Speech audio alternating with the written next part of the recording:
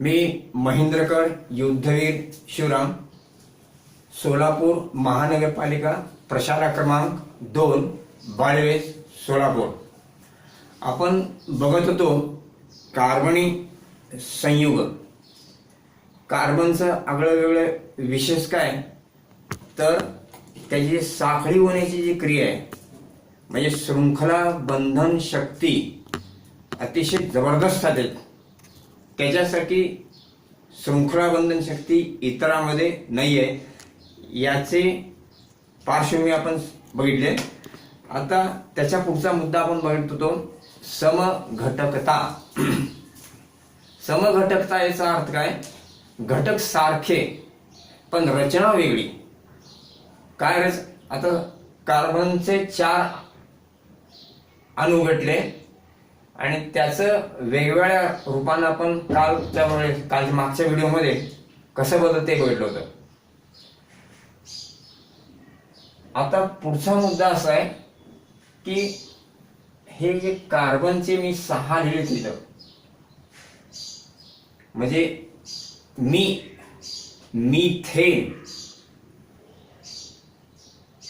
Methane,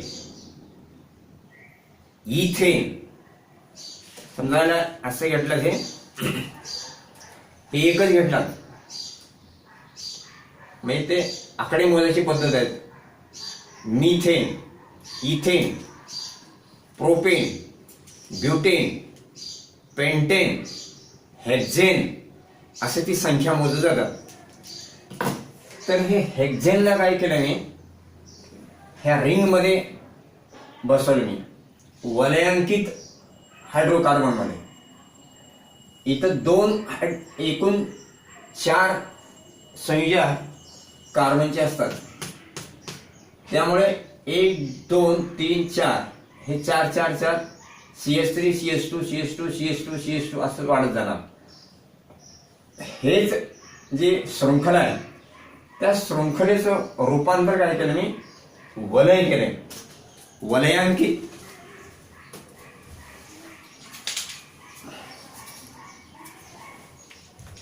हे बघा, ही जी शृंखला आहे, ह्या शृंखलेचं रूपांतर असं षटकोनामध्ये झालंय. त्यामुळं याची रचना बदलली आणि इथले जे 2 शेवटचे होते ते शेवटचे 2 निघून गेले. म्हणजे 6 दुगणी 12 आणि 2 14 होतात. इथं 6 दोन्ही 12 होतात. आता कार्बनचे 4 संयुज आहेत, हे 2 2 4, हे 2 हे 2 4, प्रत्येकाचे 4 4 संयुज. याच्याच पुढचा एक मुद्दा आहे बेन्झीन. बेन्झीन रिंग हे हेक्झेन, हेच हेक्झेनचं रूपांतर सायकल झाल्याची सायक्लोहेक्झेन. आणि इथे जे आहे,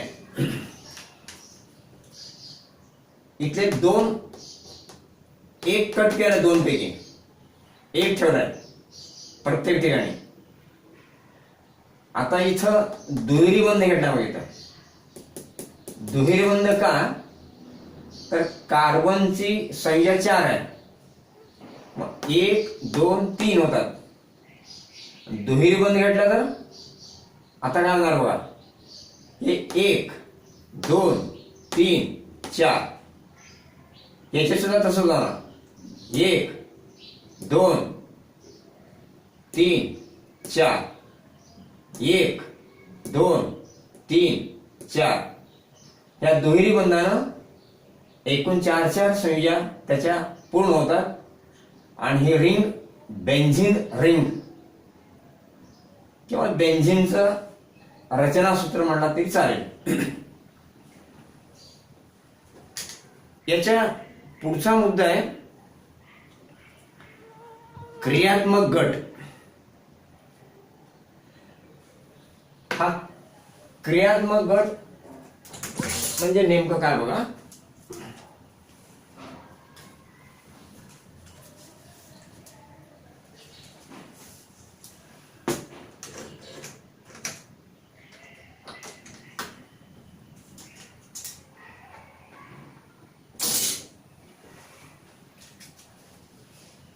एक विषम अणू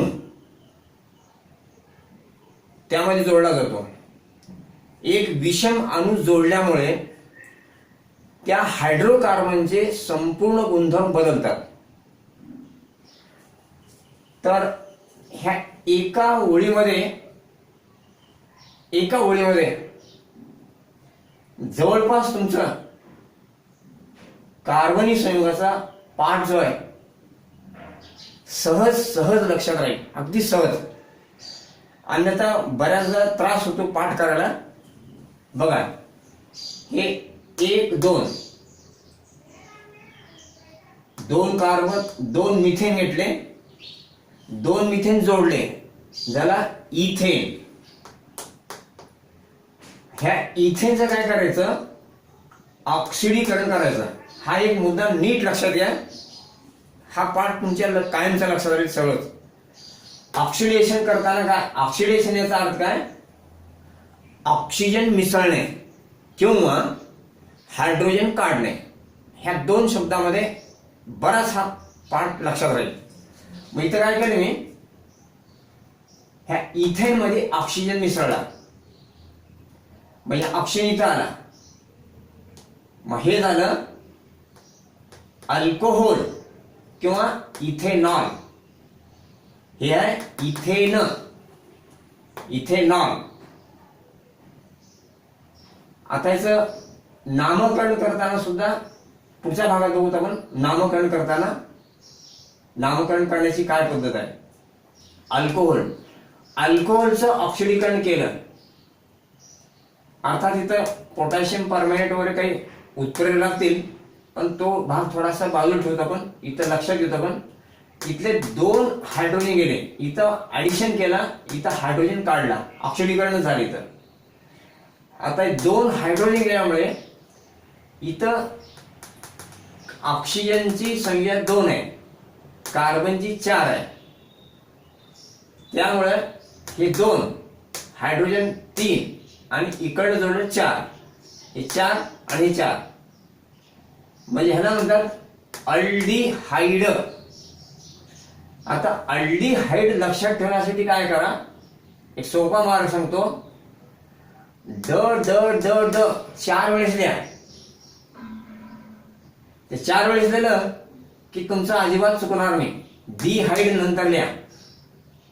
ह्या ड च ह करा आणि ड च ई करा, मधले 2 मध्ये बदल करा आणि ड लक्षात ठेवा. म्हणजे हा जे सूत्र आहे किंवा त्याचं नाव आहे तुमच्या लक्षात राहील. अल प्रत्येक ठिकाणी तेच येणार, अल्डिहाइडचं रूपांतर ऑक्सिडेशन केलं तर कार्बोऑक्सिलिक आम्ल तयार होते. म्हणजे इथं बघा, हा OH हा क्रियात्मक गट आहे. म्हणजे विषम अणू किंवा अणूचा एक गट की ज्यामुळे हायड्रोकार्बनचे एक विशिष्ट गुणधर्म प्राप्त होतात, त्याला म्हणतो आपण क्रियात्मक गट. मग कार्बोऑक्सिलिक ऍसिड हे पुढचा बघा मुद्दा, फक्त हे पुढचं टोक बघाय. इथं अल्डिहाइडचं कसं आहे CHO, अल्कोहोलचं कसं आहे OH, कार्बोऑक्सिलिकचं कसं आहे COOH. इथं फरक कसा केलाय, याच्यामध्ये ऑक्सिजन मिसळ ऑक्सिडीकरण केले इथं, म्हणजे इथं O आला, COOH कार्बोनिक ऍसिड झालं. म्हणजे ह्यालाच काय म्हणतो आपण फंक्शनल ग्रुप किंवा क्रियात्मक गट म्हणतो.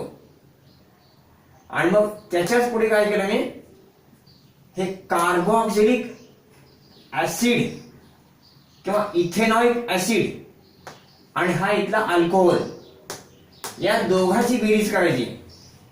इथं जर नीट लक्षात घेतलं तुम्ही, हे सूत्र कसं आहे CH3COOH अधिक CH3CH2OH हा इथेनॉल अल्कोहोल आहे. या दोघांमधून पाणी निघून गेलं, इथलं OH इथलं H, काय राहिलं बघा CH3COO, इथला H निघून गेलाय आणि म्हणून राहिलं काय CH2CH3. किंवा CH3COO C2H5 तुम्ही कसंही लक्षात ठेवू शकता, पण इथलं OH काढायचं लक्षात. याला म्हणतात एथिल इथेनॉइट किंवा दुसरं नाव आहे इस्टर.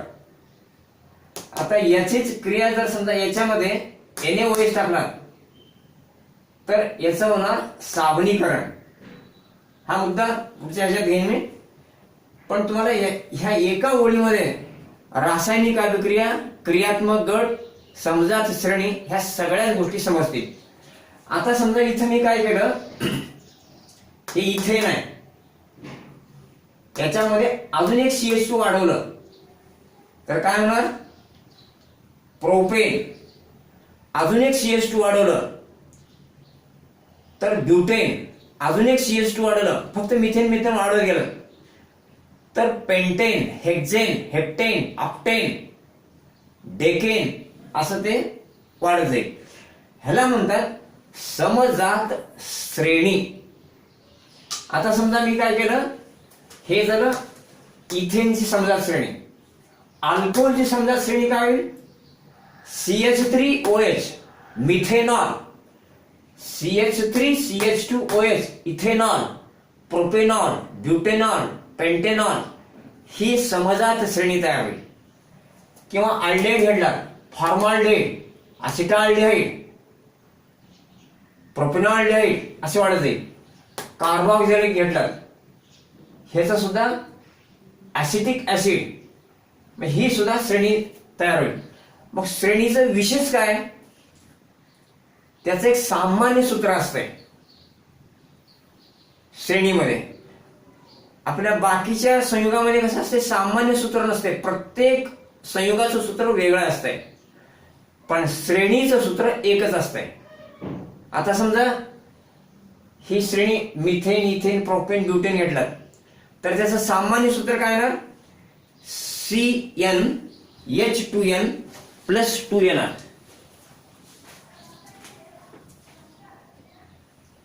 CnH2n+2 म्हणजे नेमकं काय, इथं समजा 1 असेल तर 1 गुणिले 2, 2 अधिक 2 CH4, इथं 2 घेतलं, इथं दुप्पट 4, इथं 2 6 असे ह्या सूत्रामध्ये ठेवून आपल्याला त्याचं सामान्य सूत्र करता येईल. त्यानंतर ह्या श्रेणीमध्ये पुढचा जो घटक असतो त्याच्यापेक्षा मोठा फक्त CH2 वाढत जाते. त्याची बेरीज केला CH2 तर 14 येऊन हा पुढे वाढत जातो.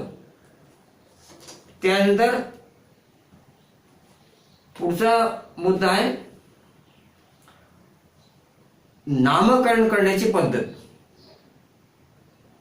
नामकरण कसं करावं, तर नामकरण करताना काय करायचं, हा मिथेन, इथेन, प्रोपेन, ब्युटेन हा मूळ हायड्रोकार्बनचा मूळ घटक घ्यायचा, त्याला म्हणतो आपण जनक. म्हणजे कुठून तयार झालाय तो, हायड्रोकार्बन पासून, म्हणून त्याला काय देतो आपण, जनक. म्हणजे जन्म देणारा. नामकरण करण्याची पद्धत. मग त्याचं रेणुसूत्राची जी रचना सूत्र लिहायचं. समजा 3 कार्बन घेतला, 3 कार्बन घेतल्यानंतर काय होईल, 1 2 3 CH3 हे वरच्या बाजूला 3 आणि खालच्या बाजूला 3, इकडे HH, CH3 CH2 CH3 4 घेतला, अशी हे रांग वाढत जाईल. Propane, ethane, butane, pentane. मग जनक सूत्र लिहिल्यानंतर काय करायचं, याच्यामध्ये इथं समजा दुहेरी बंध घेतला तर एक कोड तुम्हाला खोडावं लागेल, इकडला एक, हा दुहेरी बंध झाला.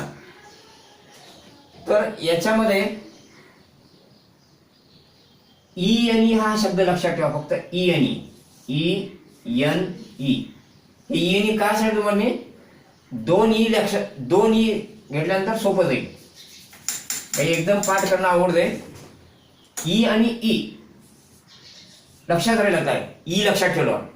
याच्यामध्ये काय करायचं, ई इन लिहून त्याच्यानंतर मध्ये एन टाका, परत सोपं जाईल. म्हणजे मूलभूत गाभा कळल्यानंतर पाठांतर करणं अतिशय सोपं होतंय. ई मध्ये एन घाला, एन ई. आता हे ई खोडा, इथं ए घाला, ए एन ई खोडा, वाय टाका, वाय एन ई. म्हणजे एकेरी बंध असेल तर ए एन ई घ्या, दुहेरी बंध असेल ई एन ई घ्या, आणि तिहेरी बंध असेल तर वाय एन ई घ्या. नामकरण करण्याची पद्धत. त्याच्यानंतर दुसरा मुद्दा, त्याच्यामध्ये जर समजा क्रियात्मक गट असेल तर काय करणार,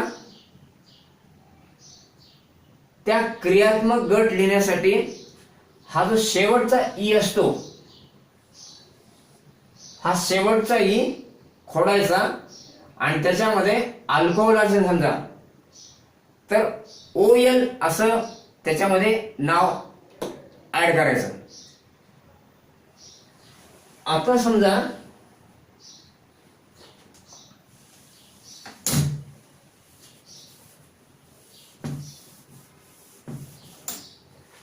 आपल्याकडं इथे एक तुमच्या पुस्तकात उदाहरण दिले, CS3 CH CS2 असे हे दिले.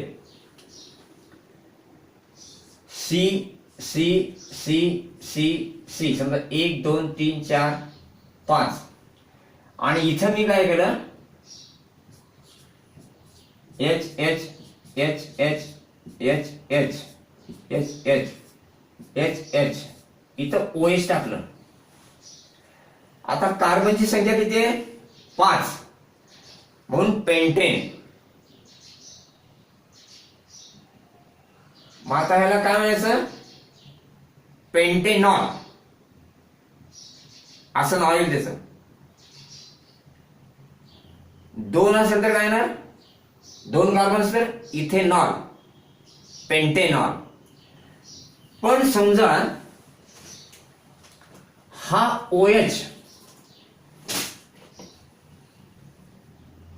इथं न घेता गृहीत धरा इथं घेतला OH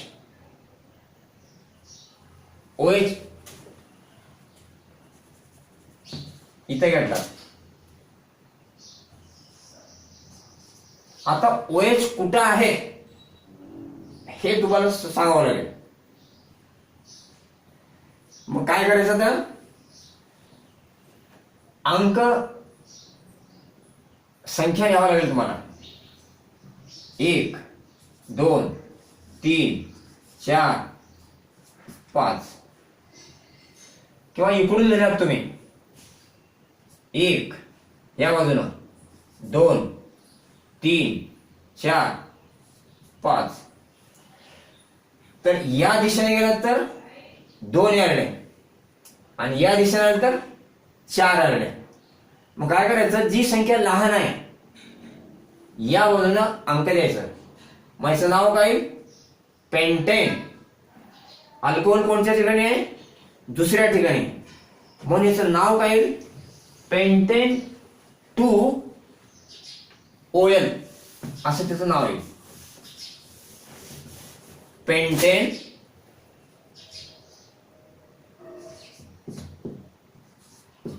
पेंटेन 2 ऑल. म्हणजे याचा अर्थ काय, 5 कार्बन आहेत, त्या 5 कार्बन मध्ये 2 नंबरला अल्कोहोलिक ग्रुप जुळला आहे असा त्याचा अर्थ आहे. हे झालं नामकरण. त्यानंतर आता कार्बनी संयुगाचे गुणधर्म काय, त्यासाठी एक सोपा मार्ग सांगतो लक्षात ठेवण्यासाठी काही गुणधर्म. तर हे पाणी आहे आणि हे अल्कोहोल आहे. आता पाण्यामध्ये आणि अल्कोहोलमध्ये जवळपास त्याचे गुणधर्म सारखे, जवळपास. आता अल्कोहोलचा उपयोग कुठं द्रावक म्हणून करतात, पाणी सुद्धा आपण द्रावक म्हणूनच करतो. तर कार्बनी संयुगाचे गुणधर्म काय हा प्रश्न महत्वाचा आहे. त्याचं आपण समजा ज्वलन केलं तर कोणत्याही कार्बनी पदार्थाचं ज्वलन केल्यानंतर कोणत्याही त्याचा धूर निघतो, जाळ निघतो आणि उष्णता तयार होते. इथे एक उदाहरण दिलंय, CH4 मिथेनचं दिलंय बघा. CH4 मिथेन दिलंय, अधिक याचं ऑक्सिडेशन करायचं आहे म्हणजे ऑक्सिजन. मी ते मुद्दाम O2 असे लिहिले, मी O2 लिहिल्यानंतर जरा लक्षात राहणे मुद्दाम असे लिहिले मी OO. असं काय लिहिलंय तर तुमच्या लक्षात राहील कायमचं, एका ऑक्सिजनसाठी 2 हायड्रोजन लागतील CH2 चे, CH4 च. तर O2 मग इथं होणार किती, तर ह्यासाठी 2 आणि ह्यासाठी 2. आता अजून एक प्रश्न येतो, ह्याच्यासाठी काय, ह्याच्यासाठी 2 गेले म्हणजे H2 हे H2O आणि परत H2O, ह्याचे H2O ह्यासाठी H2O. पण ह्या कार्बनसाठी काय, आता एका कार्बनसाठी 2 ऑक्सिजन लागतात का, कार्बनची संख्या 4 आहे म्हणून ह्या कार्बनसाठी किती परत 2 घ्यावे लागतील. म्हणजे तुमचं आता विसरणार नाही या रीतीने केलं असं दिलं तर. पुस्तकात मध्ये डायरेक्ट जर तुम्ही लिहिलं CH4 + 2O2 ते कदाचित विसरण्याची शक्यता आहे. मग इथं काय लिहिलं 2H2O CO2 अधिक उष्णता प्रकाश पाणी असेल. त्यानंतर आहे ऑक्सिडीकरण. हे इथं मी मुद्दाम ह्या ओळीत तुम्हाला समजून दाखवण्याचा प्रयत्न केला.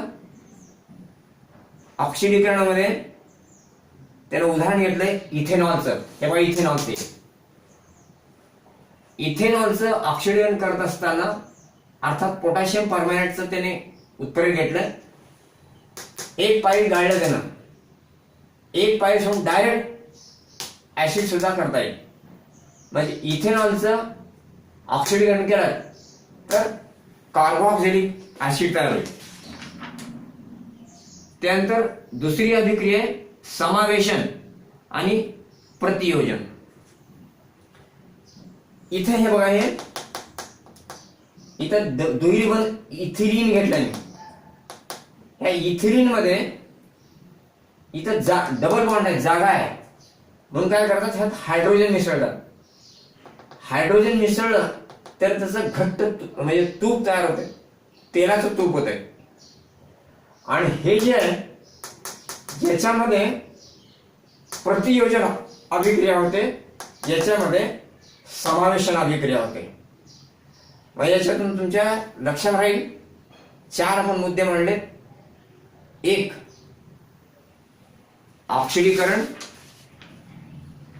2 ज्वलन.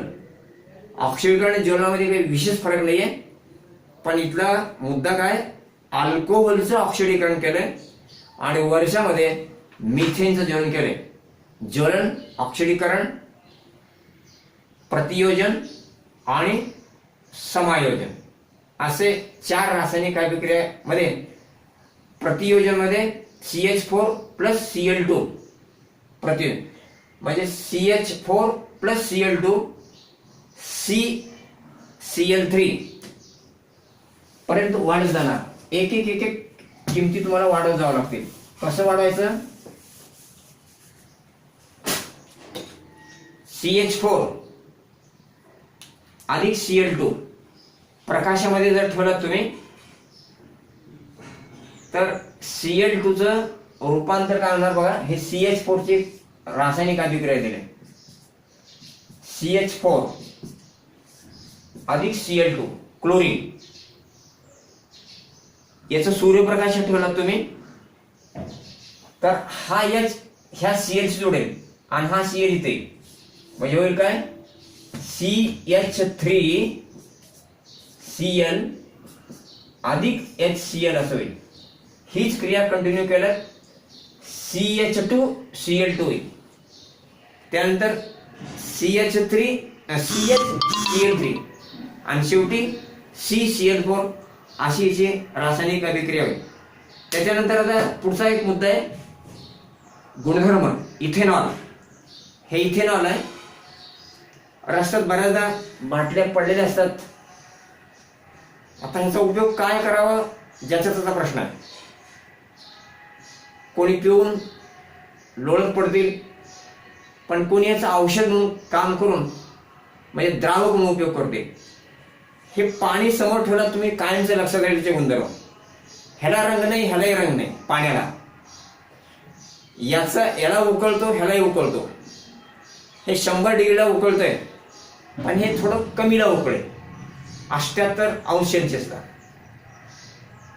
त्याच्यानंतर याचा उपयोग आपण हे ह्याच्यात टाकलं तर हे विरघळून जाईल. पाण्यामध्ये द्रावण विरघळून जाईल. आणि याचा उपयोग विशेष काय करतात याचा उपयोग जसं पाण्याला आपण कोणताही पदार्थ भिजवण्यासाठी पाणी वापरतो तसा याचा उपयोग द्रावक म्हणून करतात. औषधामध्ये सुद्धा याचा उपयोग करतात. म्हणजे टिंचर आयोडीन तयार करण्यासाठी सुद्धा याच्यामध्ये स्पिरिट टाकतात खडे टाकतात. याला आपण साधारणपणे अल्कोहोल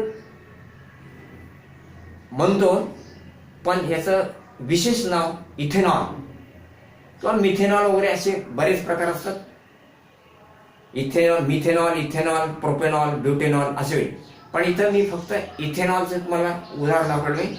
हे झालं इथेनॉलचे उपयोग आणि त्याचे गुणधर्म. पाणी लक्षात ठेवलं तर निश्चित तुमच्या डोळ्यापुढे लक्षात राहील. आता इथेनॉलची सोडियम बरोबर अभिक्रिया केलं तर फक्त हायड्रोजन बाजून निघतो. त्याचा कसा बाजून निघतो बघा.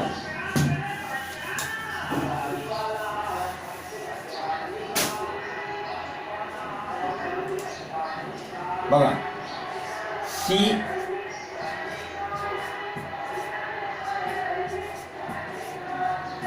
हे अल्कोहोल झालं. याच्यामध्ये येणे टाकलं सोडियमचे. मग इथं होईल का इथं हा OH H निघून जाईल आणि हा N इथे येईल. म्हणजे कसं आहे बघा CH3 CH2ONA असं होईल ते.